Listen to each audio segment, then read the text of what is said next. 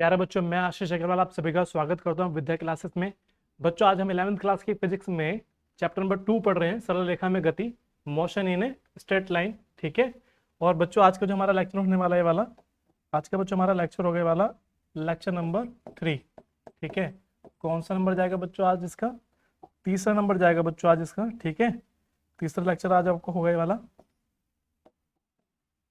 अब बच्चों, इस लेक्चर में जो हम पढ़ रहे हैं सिलेबस आपका, ये आपको ध्यान रखना है कि जो आपका सिलेबस आपका चल रहा है वो 2023 और 24 के लिए चल रहा है बच्चों आपका। ठीक है। तो बच्चों, आपको याद होगा जब हम इससे प्रीवियस लेक्चर पढ़ चुके थे बच्चों, तो हमने आपको ग्राफ के बारे में स्टडी करवाई थी, है ना। हमने इस चैप्टर में डिस्टेंस पढ़ लिया था, है ना, डिस्प्लेसमेंट पढ़ लिया था, यानी कि दूरी पढ़ ली थी, विस्थापन पढ़ लिया था, चाल पढ़ लिया था, है ना, स्पीड, वेग पढ़ लिया था, त्वरण पढ़ लिया था। तो उससे संबंधित जो हमारे ग्राफ थे हमने उनके बारे में स्टडी कर ली थी। ठीक है। तो अब बात आती है कि जब कोई वस्तु आपकी गति कर रही होती है तो गति के वहां पे समीकरण आपको पता होगा कि गति के 3 समीकरण आपने पढ़े हैं। ठीक है। गति के आपने 3 समीकरण बच्चों पढ़े होंगे। आप जानते होंगे जो पहला समीकरण होता है आपका गति का, वो होता है यहाँ पर आपका v बराबर u प्लस ए टी। ठीक है, बात समझ में आ रही है आपके? दूसरा जो आपके पास में होता है बच्चों, यहाँ पर दूसरा समीकरण आपके पास में होता है s बराबर U T plus 1/2 A T square. ये आपका ये हो गया ए टी स्क्वायर। ठीक है। और जो तीसरा बच्चा आपके पास में होता है वो होता है वी स्क्वायर बराबर यू स्क्वायर प्लस के 2as। ठीक है। इस तरीके से बच्चों आपने गति के 3 समीकरण पढ़े होंगे। ठीक है। तो अब यहाँ पर अगर हम बात करते हैं कि u क्या है, v क्या है, a क्या है, t क्या है ना, तो उसमें आपको पता होना चाहिए बच्चों। जहां पर अगर हम बात करें यहाँ पर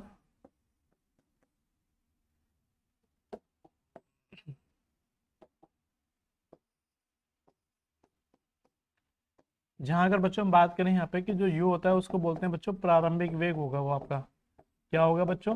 प्रारंभिक वेग। यदि कोई वस्तु गति की अवस्था में आती है तो उस समय जो आपका प्रारंभिक वेग होगा उसको u से दिखाया जाता है बच्चों। और v आपका होता है बच्चों अंतिम वेग। ठीक है, अंतिम वेग होता है। a क्या होता है बच्चों? आपका रेखीय त्वरण होगा आपका ये वाला, रेखीय त्वरण होता है। और t क्या होता है बच्चों? आपका समय होता है। और s यहाँ पे क्या है बच्चों? s होता है बच्चों विस्थापन।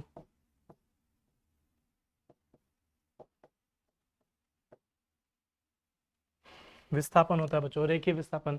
कि मान लेते हैं कि अगर आपके पास में यहाँ पर ये कोई रोड है, ठीक है, और इस पे कोई बच्चों आपकी कोई गाड़ी है यहाँ पर, ठीक है, ये मान लेते हैं कोई गाड़ी आपके पास जा रही होगी।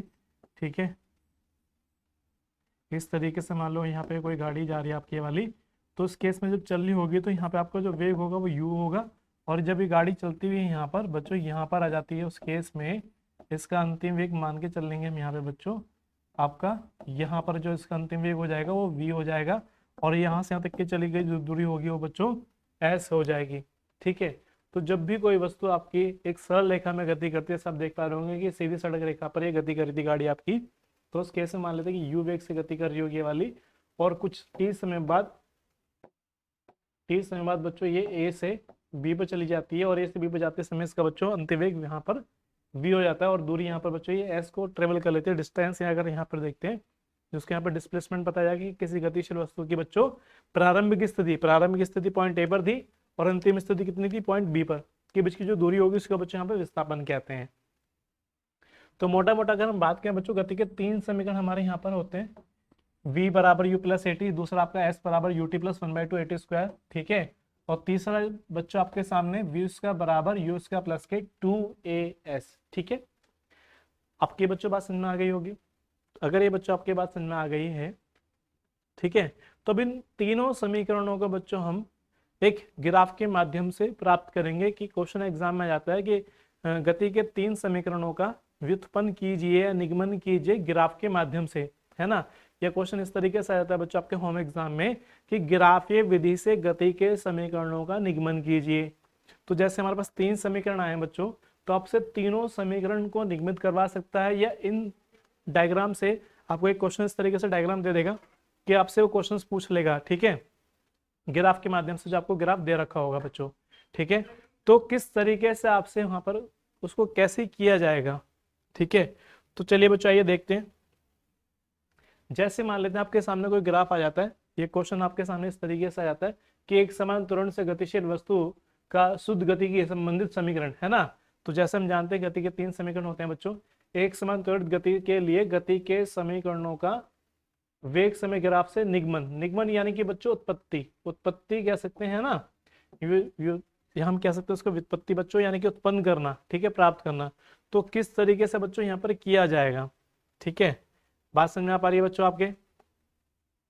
तो उस गति के जैसे 3 समीकरण होते हैं बच्चों, तो उस केस में बच्चों आपको याद रखना होगा कि आपके पास में जैसे यहाँ पर एक्सिस होती है, आपने मान लिया बच्चों आपके पास में यहाँ पर ये एक्स एक्सिस है, ये वाली वाई एक्सिस है, तो एक्स वाली पे बच्चों आपको हमेशा रिप्रेजेंट करना है किसको, टाइम को रिप्रेजेंट करना है, समय को दिखाना है।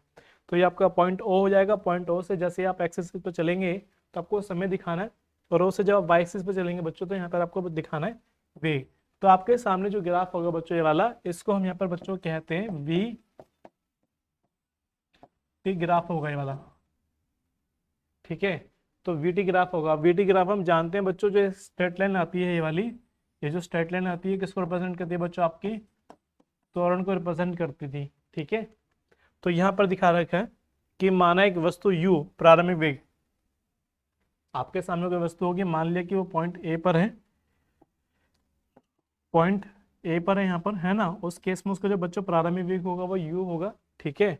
और गति प्रारंभ करते समय करती है, और a त्वरण से गति करते हुए वस्तु स्मॉल t समय में s दूरी को तय करते हुए s दूरी तय कर अंतिम वेग फिर v प्राप्त कर लेती है।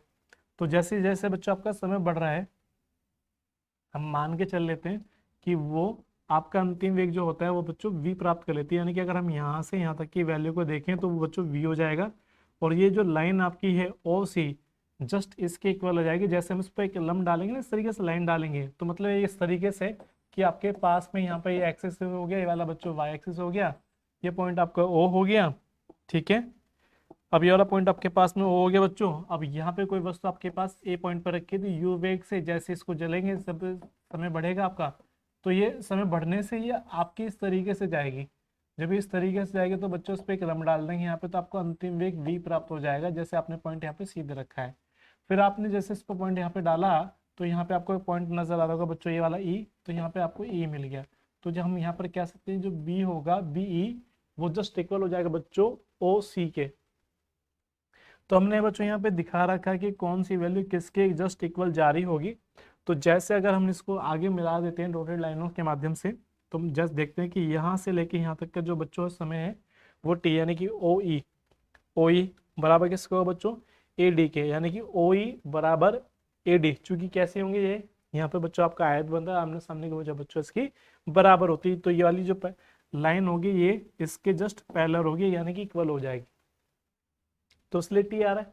दूसरा ओ ए यहाँ से लेके यहाँ तक का यू है, तो ये बच्चों यहाँ से लेके यहाँ तक का, यानी कि ई डी भी वैल्यू भी यू होगी। तो हम यहाँ पर कह सकते हैं बच्चों आपसे कि ये जो मान होगा आपका वो यू हो जाएगा, ठीक है। और ये वाली पूरी जो वैल्यू थी बच्चों आपकी वो वी हो जाएगी। तो कोई बच्चों अगर आपसे यहाँ पर पूछ लेता है कि इतना हिस्सा कितना होगा, तो आप पूरे में से नीचे वाले इसको माइनस कर दें, आप क्या देंगे v माइनस यू, जो आपकी वैल्यू होगी v माइनस यू जो वैल्यू होगी बच्चों वो बी डी के इक्वल हो जाएगी, ठीक है। तो इस तरीके से बच्चों यहाँ पे निकाल सकते हैं।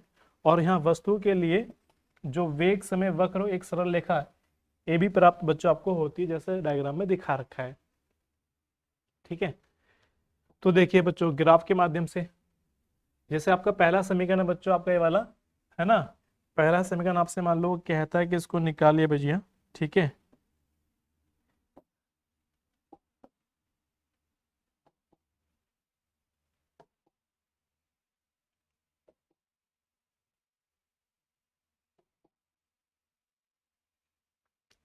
देखिए बच्चों पहला समीकरण जैसे आपसे निकालने के लिए वो कहता है इसमें, तो कैसे निकाला जाएगा।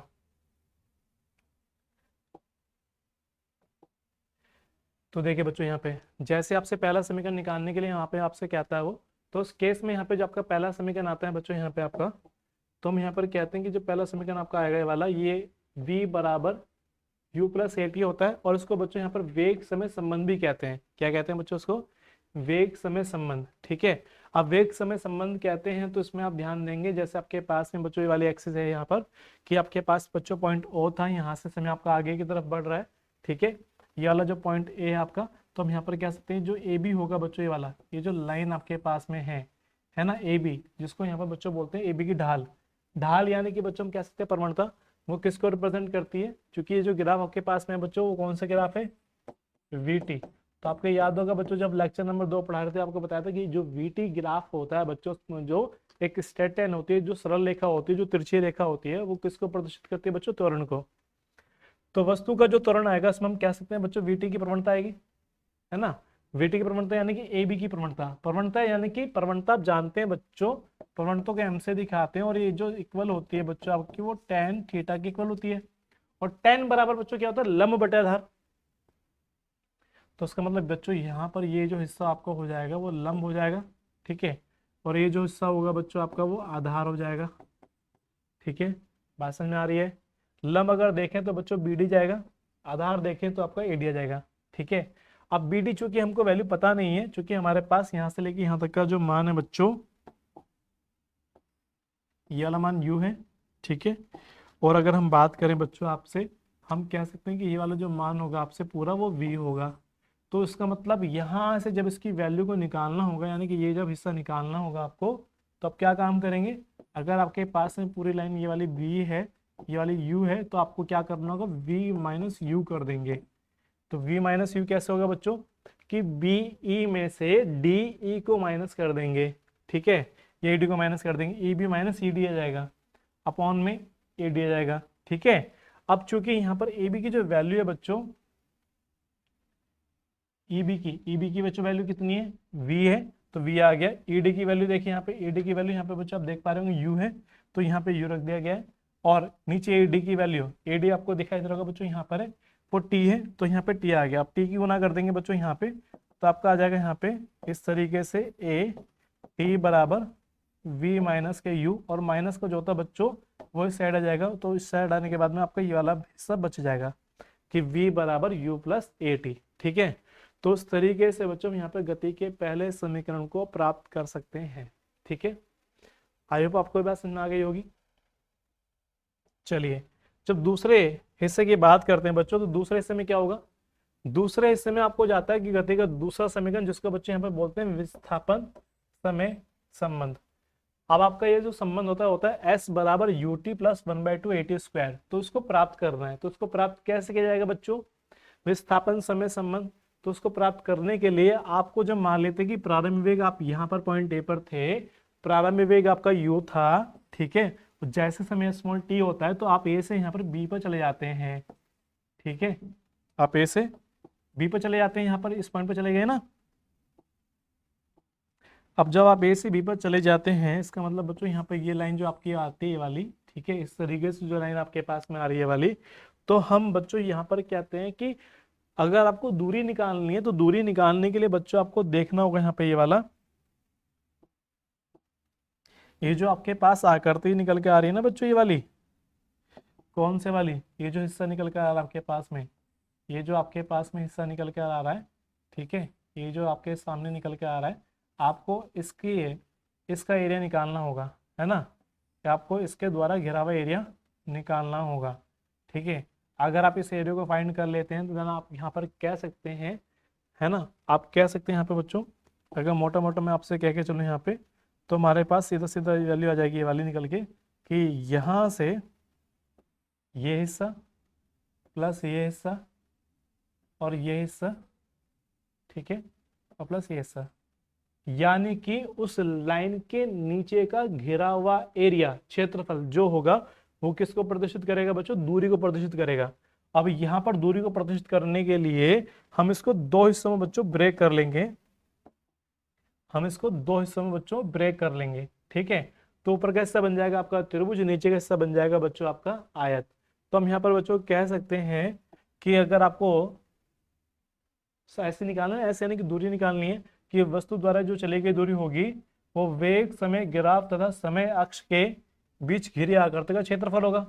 आकृति कौन सी जाती है बच्चों, यहाँ पे आपकी ओ जा रही है। ठीक है, ओ हो गया, ए हो गया, ठीक है, ओ से ए से फिर बी से आपका ई, ये तो पॉइंट बीच में है डी आपका। तो ओ ए बी ई आकृति का क्षेत्रफल आ जाएगा। ठीक है, अब इस हिस्से को बच्चों क्या काम करेंगे हम यहाँ पे, इसको दो हिस्सों में ब्रेक कर लेंगे। अब जैसे दो हिस्सों में ब्रेक करेंगे तो हम यहाँ पर कह सकते हैं इसको कि बच्चों त्रिभुज ए बी डी का क्षेत्रफल प्लस आयत, है ना, यहाँ पे बच्चों आपका आयत आ जाएगा। ठीक है, अब यहाँ पे आयत का नाम आपका आ जाएगा ओ ए डी ई का क्षेत्रफल।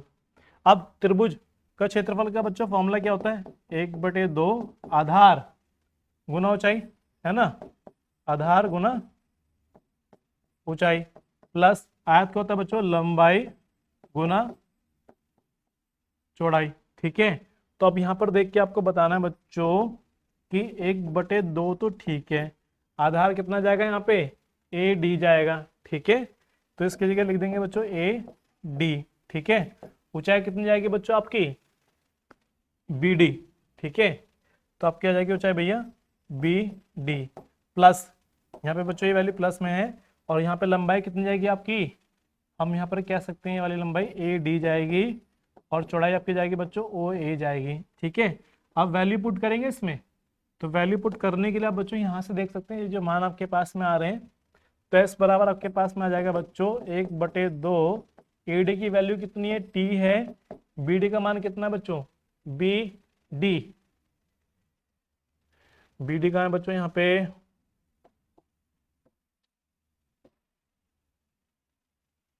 अब यहाँ पर बच्चों दिक्कत आती है कि बी डी की वैल्यू क्या रखी जाएगी। जैसे अभी आपको यहाँ पर समझ में आया था कि अगर ये वैल्यू यू है तो देन ये वैल्यू भी यू हो जाएगी, और ये पूरी वैल्यू आपकी यहाँ पे वी हो जाएगी। ठीक है, तो उस केस में अगर यहाँ से इस पॉइंट को यहाँ पे निकालते हैं तो आप कह देंगे v माइनस यू इसकी वैल्यू होगी। ठीक है, और अभी गति का जो पहला समीकरण बच्चों आपने पढ़ा था, गति का जो पहला समीकरण पढ़ा था आपने, तो हम यहाँ पे लिख देंगे गति के प्रथम समीकरण से आपने क्या पढ़ा था वहां पे कि a बराबर v माइनस यू अपॉन में t था, और v minus u equal to बच्चों क्या आ गई थी वैल्यू t, at।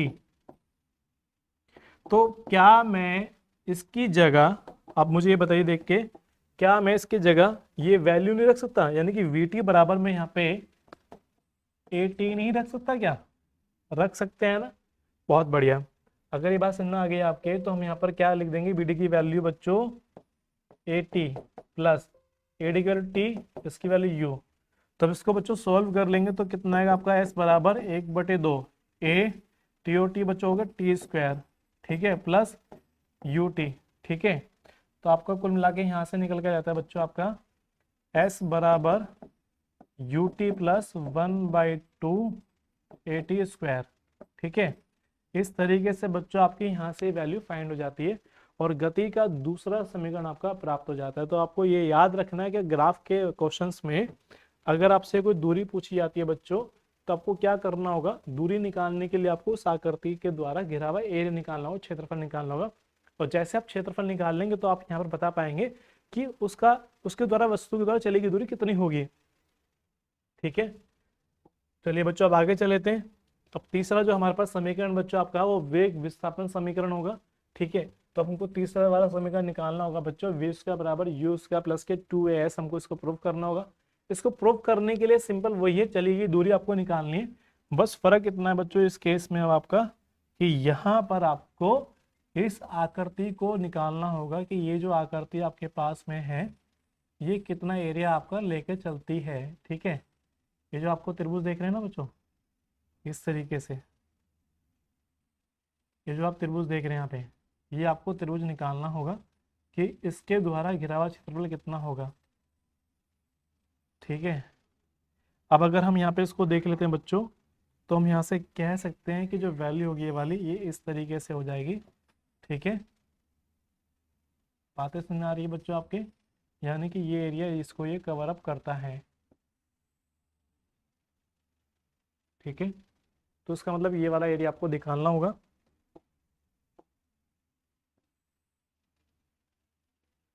ठीक है, अभी जो आपके सामने जो बच्चा आपके सामने वाला एरिया आ रहा है अब इस एरिया में कैसे हम इसको देख पाते हैं? समलंब चतुर्भुज बनता है बच्चों आपका ये वाला। कौन सा चतुर्भुज बनना है आपके सामने वाला?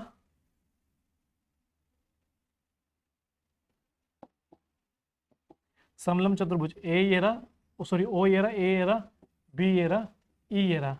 यानी कि इसमें अगर आप देखें बच्चों तो ओ ए पैरेलल है बच्चों ई बी के, यानी कि दो रेखाएं बच्चों आपके ये एक दूसरे के समांतर है, और ओ ई इस दोनों के बीच की आपकी दूरी कहलाएगी। ठीक है, तो जब एक ऐसा चतुर्भुज जिसमें यानी कि चार भुजा होती हो, उस चतुर्भुज में से दो भुजा एक दूसरे के समांतर हो, ठीक है, एक ऐसा चतुर्भुज जिसकी दो भुजा एक दूसरे के समांतर हो, तो बच्चों क्या कहलाता है? आपका समलंब चतुर्भुज कहलाता है। ठीक है, तो अब समलंब चतुर्भुज का आपको क्षेत्रफल निकालना होगा। तो जब चलेगी दूरी आपको निकालनी है बच्चों, यहाँ पे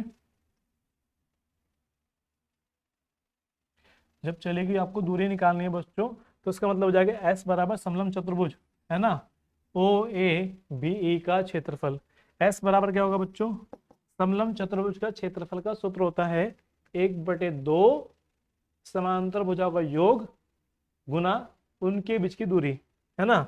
1/2 गुना समांतर भुजा। समांतर भुजा कौन कौन सी है बच्चों? ओ ए प्लस ई बी। समांतर भुजाओं का योग गुना उनके बीच की दूरी। बीच की दूरी कितनी आएगी बच्चों? ओ ई। ओ ई चली जाएगी। ठीक है, अब अगर आपके बात यहाँ पे समझ में आ गई बच्चों, तो वैल्यू पुट करेंगे। अब वैल्यू पुट करेंगे तो देखिए बच्चों आपके सामने जाएगा एस बराबर 1/2 ओ ए की वैल्यू यू है, ए बी की वैल्यू वी है, और ओ ई की वैल्यू टी चली जाएगी। ठीक है, फिर से बच्चों वही गति का प्रथम समीकरण। प्रथम समीकरण क्या कहता है बच्चों आपसे? v minus v. देखिए बच्चों क्या कहता है आपसे वाला? v minus u equal to आपके सामने टी था, तो यहाँ से अगर टी निकाल लेते हैं बच्चों, आपको समझ आएगा v माइनस यू अपॉन में a चला जाएगा। ठीक है, तो हम बच्चों यहाँ पर t का मान पुट करेंगे। s बराबर इसको लिख लेंगे 1/2, v को पहले लिख लेंगे बच्चों v प्लस यू, उसको लिखेंगे तो यहाँ पे आपका जाएगा v माइनस यू अपॉन में a आ जाएगा। अब a की 2 में गुना करेंगे बच्चों, तो आपके सामने जाएगा s बराबर v प्लस यू इंटू में v माइनस के u अपॉन में 2a।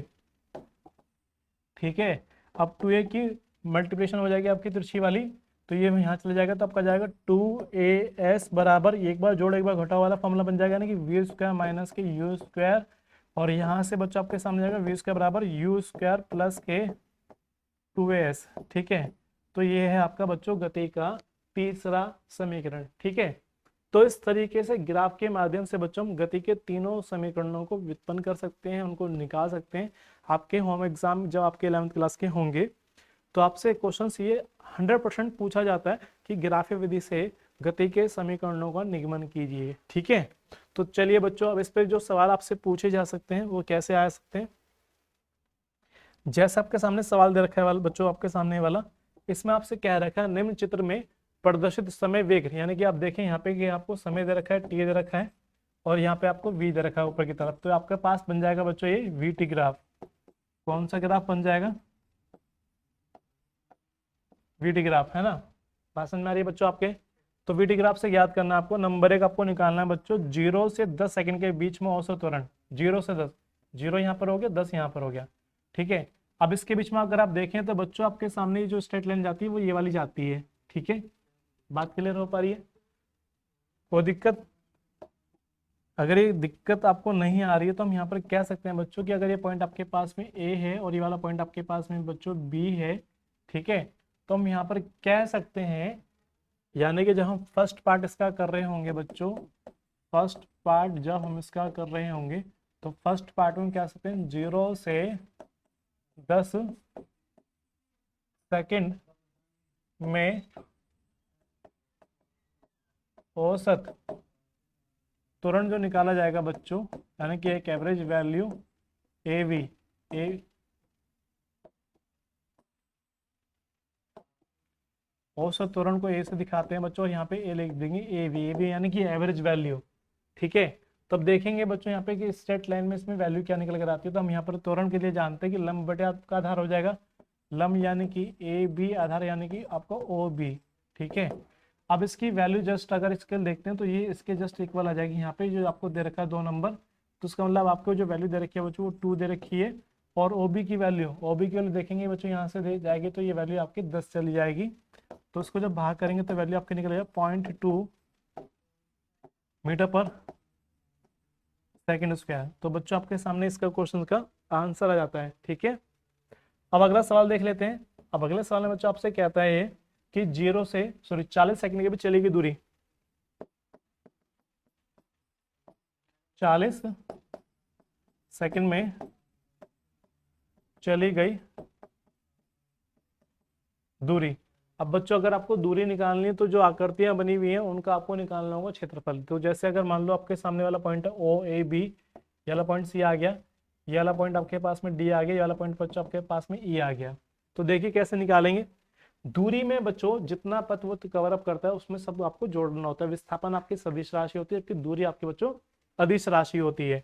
ठीक है, तो देखेंगे यहाँ पे जब दूरी निकालनी होगी आपको तो हम यहाँ पे क्या लिखेंगे, चलेगी दूरी S बराबर हमारा आ जाएगा आकृति। अगर हम यहाँ पे कहें आकृति कहते हैं, त्रिभुज कहते हैं हम यहाँ पे, तो देखिए बच्चों त्रिभुज आपके पास में जाएगा ओ ए सी का क्षेत्रफल प्लस त्रिभुज सी डी ई का क्षेत्रफल।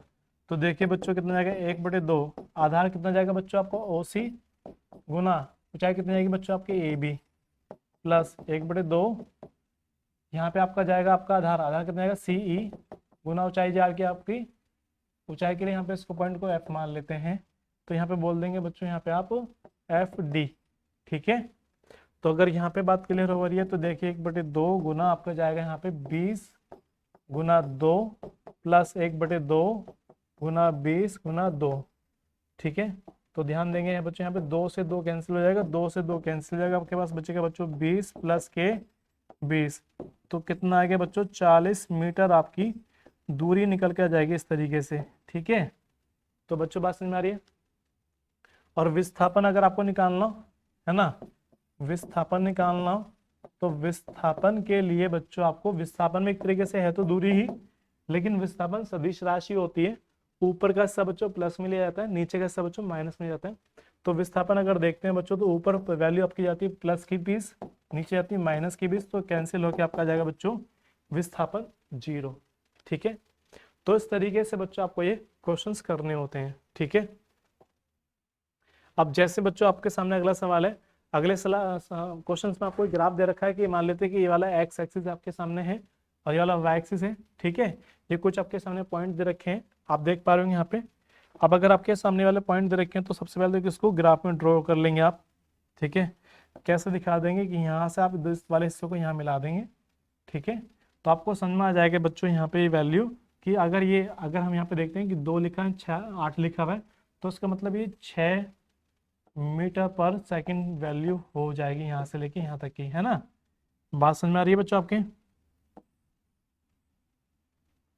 चलिए, और यहाँ से यहाँ तक की वैल्यू अगर ये 5 है बच्चों तो ये भी यहाँ पे बच्चों 5 ही रहा होगा, यानी कि 5 सेकंड हो जाएगा।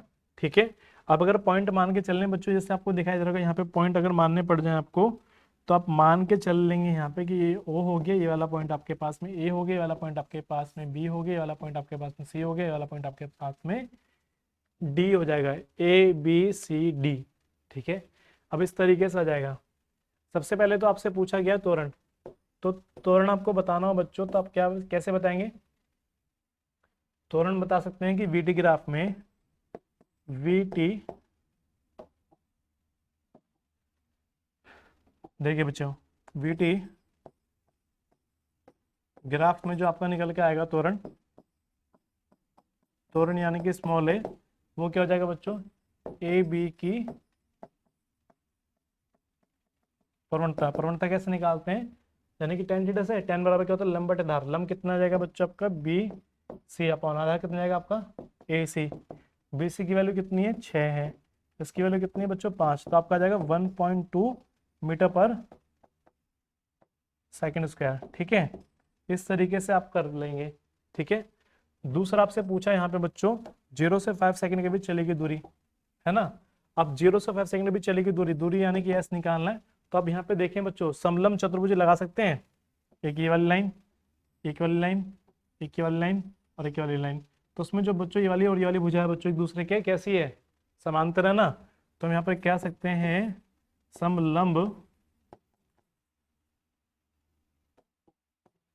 समलंब चतुर्भुज, कौन कौन सा नाम जाएगा, ओ ए बी डी का क्षेत्रफल तो बराबर क्या होगा, 1/2 समांतर भुजा का योग, यानी कि ए ओ ए प्लस के बी डी गुना बीच की दूरी, यानी कि ओ डी कह देंगे यहाँ पे, ओ से डी। ठीक है, अब देखिए बच्चों 1/2, ओ ए की वैल्यू कितनी है,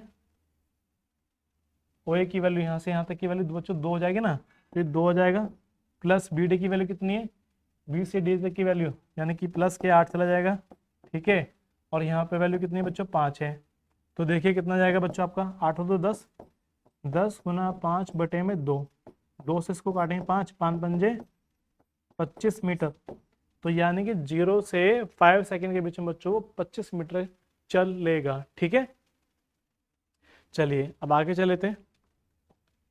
अब जैसे बच्चों आपके सामने अगला सवाल आ रहा है वाला, है ना। अगले सवाल में कहता है बच्चों आपसे कि एक कार एक सीधी समतल सड़क पर एक समान त्वरण से विराम, विराम का मतलब हो गया बच्चों यहाँ पे कि उसका प्रारंभिक वेग जो रहा होगा उसको सॉल्व करेंगे। तो प्रारंभिक वेग रहा होगा बच्चों 0, 25 सेकंड में, यानी कि टी बार आपको दे दिया बच्चों यहाँ पे कि 25 सेकंड में 180 किलोमीटर, यानी कि वी यानी कि अंतिम वेग 180 किलोमीटर प्रति आवर। ठीक है, कि चाल अर्जित कर लेता है कार द्वारा उस समांतर में चलेगी दूरी, दूरी यानी कि बच्चों आपको बताना है यहाँ पे एस बताना है कि कितना होगा। ठीक है, अब जब आपको एस बताना होगा यहाँ पे तो सबसे पहले आप क्या काम करेंगे बच्चों, इसको को आप कन्वर्ट करेंगे। कैसे कन्वर्ट करेंगे, 180, अब किलोमीटर को बदलना हो बच्चों किस में, हम सिंपली यहाँ पर कहते हैं कि 5/18 से गुना कर दीजिए, 5/18 से गुना कर दीजिए तो आपका बन जाएगा बच्चों ये मीटर पर सेकंड में। तो जैसे इसको काटेंगे तो 10 बार कट जाएगा, 10 के गुना करेंगे 5 में बच्चों तो कितना है 50 मीटर पर सेकंड निकल का जाएगा। ठीक है, अगर आपको एस निकालना है तो आपको बच्चों पहले ए पता होना चाहिए। क्यों चाहिए, क्यों पता होना चाहिए, चूंकि एस निकालने के हमारे पास गति के जैसे 3 समीकरण होते हैं। पहला v बराबर u प्लस ए टी, दूसरा यहाँ पर दूसरा कैसा होगा बच्चों आपका s बराबर U T plus 1/2 A T square, तीसरा बच्चों आपको होगा v स्क्वायर बराबर यू स्क्वायर प्लस के 2as। ठीक है, अब इन तीनों इक्वेशंस में अगर आप बच्चों देखें s यहाँ पर 2 हिस्सों में आता है। अब दोनों हिस्सों में बच्चों आपको a चाहिए, यहाँ पर भी ये आता है यहाँ पर भी ये आता है। तो ये निकालने के लिए आपको बच्चों लगाना होगा पहले पहला समीकरण। ठीक है, तो देखिए जब पहला समीकरण लगाएंगे तो कैसे निकालते हैं, देखिए बच्चों v बराबर u प्लस ए टी। ठीक है, v हमारे पास कितना है बच्चों 50, u की वैल्यू 0 है, a हमको चाहिए, t की वैल्यू कितनी है 25। तो a बराबर कितना है बच्चों 50/25, यानी कि काटेंगे तो 2 बार कट जाएगा मीटर पर सेकेंड स्क्वायर। ठीक है, यहाँ पे बात क्लियर होगी। अब आप बच्चों यहाँ से इक्वेशन नंबर चाहे दूसरा लगा लीजिए चाहे तीसरा लगा लीजिए। मान लेते हैं मैं दूसरा लगा लेता हूँ यहाँ पे, तो दूसरे में देखेंगे बच्चों यहाँ पे दूसरा समीकरण जब मैं लगा रहा हूँ यहाँ पे तो आपका आएगा s बराबर U T plus 1/2 A T square.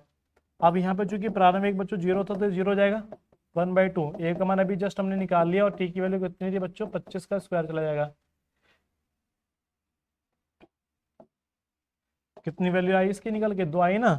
तो जैसे बच्चों यहाँ पे वैल्यू 2 निकल कर आती है तो जब इसको सॉल्व करेंगे तो 2 से 2 कैंसिल हो जाएगा, एस पर आपका जाएगा 25 का स्क्वायर, और 25 का स्क्वायर जाएगा तो बच्चों कितना जाएगा 625 मीटर, यानी कि वो इतने समय में बच्चों 625 मीटर की दूरी को कवर अप कर लेगा। ठीक है, अब चलिए बच्चों आगे चले थे। अब जैसे आपके सामने क्वेश्चन आया कि मीनार की चोटी से छोड़ा गया पत्थर पृथ्वी पर 4 सेकंड, यानी कि आपको दे दिया बच्चों t बराबर 4 सेकंड। चूंकि बच्चों वो गति हवा में हो रही है तो गति जब आपकी हवा में होती है तो उसमें आप केस में g को यूज करेंगे। अब g की वैल्यू मान लेते हैं कि 10 मीटर पर सेकंड स्क्वायर है, ठीक है। तो यहाँ पे क्या था कि मीनार की ऊंचाई आपको बताने की, मीनार की ऊंचाई यानी कि आपको एच बताना, हाइट बतानी कितनी इसकी वैल्यू होगी, ठीक है। तो उस केस में आपको कैसे इसको सॉल्व आप करना होगा। तो जब इसको आप सॉल्व करेंगे तो कैसे करेंगे, तो बताइए बच्चों, कि जिसमें यहाँ पर आपका जी आ जाए, जिसमें आपका टी आ जाए, ठीक है। तो कैसे इसको सॉल्व किया जाएगा।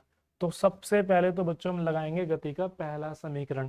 पहला समीकरण क्यों लगाएंगे, v बराबर u plus A T, A T की जगह क्या आएगा बच्चों, जी टी।